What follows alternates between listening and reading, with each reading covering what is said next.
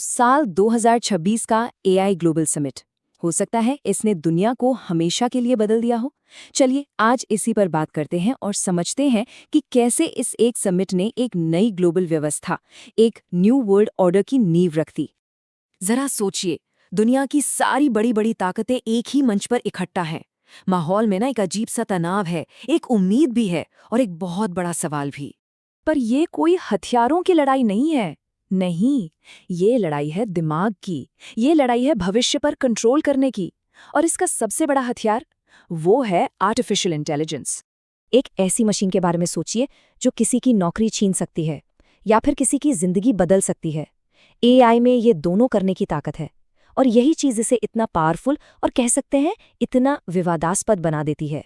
तो सबसे बड़ा सवाल यही उठता है कि एआई पर आखिर हक किसका होगा? क्या ये सबका होगा या फिर सिर्फ कुछ अमीर और ताकतवर देशों का? भारत में हुए इस समिट ने ना इसी सवाल को दुनिया के सेंटर स्टेज पर लाकर खड़ा कर दिया है।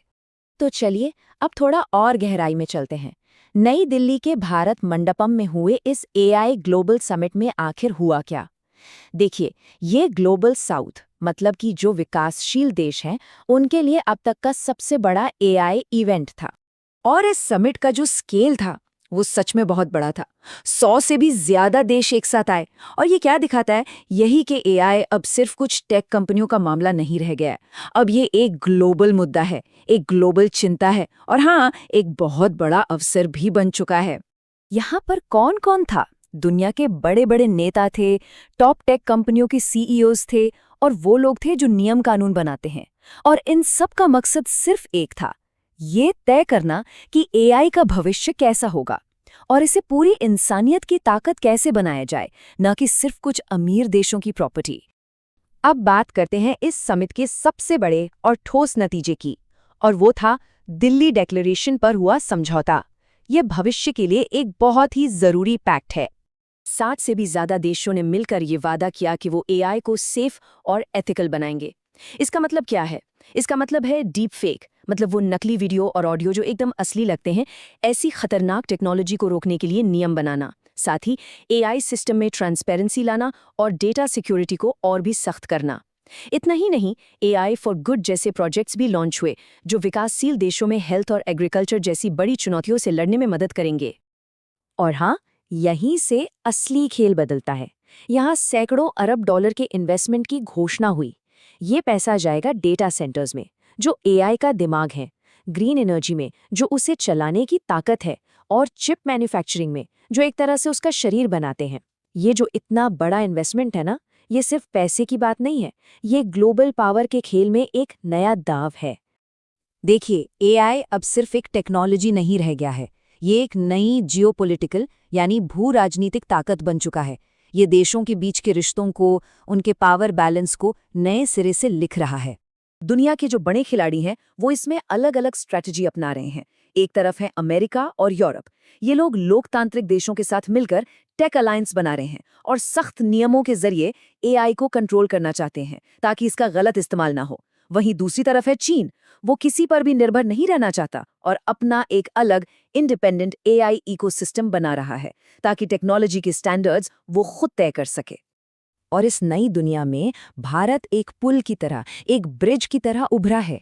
ये ग्लोबल साउथ की आवाज बन रहा है और इन दो बड़ी ताकतों के बीच एक बैलेंस बनाने की और विकासशील देशों के हितों को प्रोटेक्ट करने की कोशिश कर रहा है। तो इस सब का भारत के लिए क्या मतलब है? देखिए, भारत ने एक बात बिल्कुल साफ कर दी है। वो अब सिर्फ टेक्नोलॉजी का एक यूजर बन के नहीं रहना चाहता, बल्कि एआई की दुनिया में एक ग्लोबल लीडर बनना चाहता है। जो नई एआई पॉलिसीज आ रही हैं, उनका फोकस देश के युवाओं पर है। AI engineer, data scientist, automation expert, ऐसी लाखों नई नौकरियां पैदा होंगी। लेकिन ये भी सच है कि कई पुरानी नौकरियों का तरीका बदलेगा और हमें उसके लिए भी तैयार रहना होगा। भारत का जो आगे का रास्ता है वो काफी साफ है। नई पॉलिसीज को लागू करना, बहुत बड़े पैमाने पर लोगों को नई स्किल सिखाना, जिसे रीस्किलिंग कहते हैं, और स्टार्टअप्स को मौका देना। खासकर लोकल भाषाओं में एआई और सस्ती हेल्थ टेक जैसे एरियाज में भारत दुनिया को एक नई राह दिखा सकता है। और लक्ष्य सिर्फ 1 साल का नंबर नहीं है, ये एक विजन है। साल 2047 जब भारत अपनी आज़ादी के 100 साल पूरे करेगा, तब तक उसे दुनिया की टॉप एआई शक्तियों में से एक बनना है। लेकिन हर सिक्के का एक दूसरा पहलू भी तो होता है। हमें एआई से जुड़े खतरों और चुनौतियों को भी नज़रअंदाज नहीं करना चाहिए। डीप फेक के जरिए चुनावों में हेरफेर हो सकता है। एआई सर्वेलेंस से हमारी प्राइवेसी को खतरा हो सकता है और ऑटोमेशन की वजह से कई एंट्री लेवल जॉब्स भी कम हो सकती हैं। यहाँ पर बात डरने की नहीं है, बल्कि सतर्क रहने की है, ताकि टेक्नोलॉजी पर इंसानी कंट्रोल बना रहे। और इन सबसे भी बड़ा सवाल शायद ये है, डेटा जो एआई का ईंधन है, वो रहेगा किसके पास? सरकारों के पास, बड़ी बड़ी कंपनियों के पास, या फिर हम लोगों के पास? इस एक सवाल का जवाब ही हमारे डिजिटल भविष्य को तय करेगा। आखिर में बात घूम फिरकर टेक्नोलॉजी पर नहीं, बल्कि इंसानों पर आके रुकती है। भविष्य आखिर किसके हाथों में है? ये बात याद रखना सबसे जरूरी है। एआई का भविष्य मशीनें तय नहीं करेंगी, हम करेंगे। ये हमारी जिम्मेदारी है कि हम इस पावरफुल टेक्नोलॉजी को सही दिशा दें। दिल्ली समिट के जरिए भारत ने एक साफ सिग्नल दिया है कि एआई जो है वो ग्लोबल साउथ की आवाज बनेगा, और ये सुनिश्चित किया जाएगा कि इसका फायदा सिर्फ कुछ लोगों तक ही सीमित ना रह जाए। तो इस पूरी बातचीत को हम इसी एक आखिरी सवाल के साथ छोड़ते हैं। सवाल ये नहीं है कि एआई कितना पावरफुल होगा, सवाल ये है कि क्या वो ताकत सबके लिए होगी या फिर सिर्फ कुछ चुनिंदा लोगों के लिए।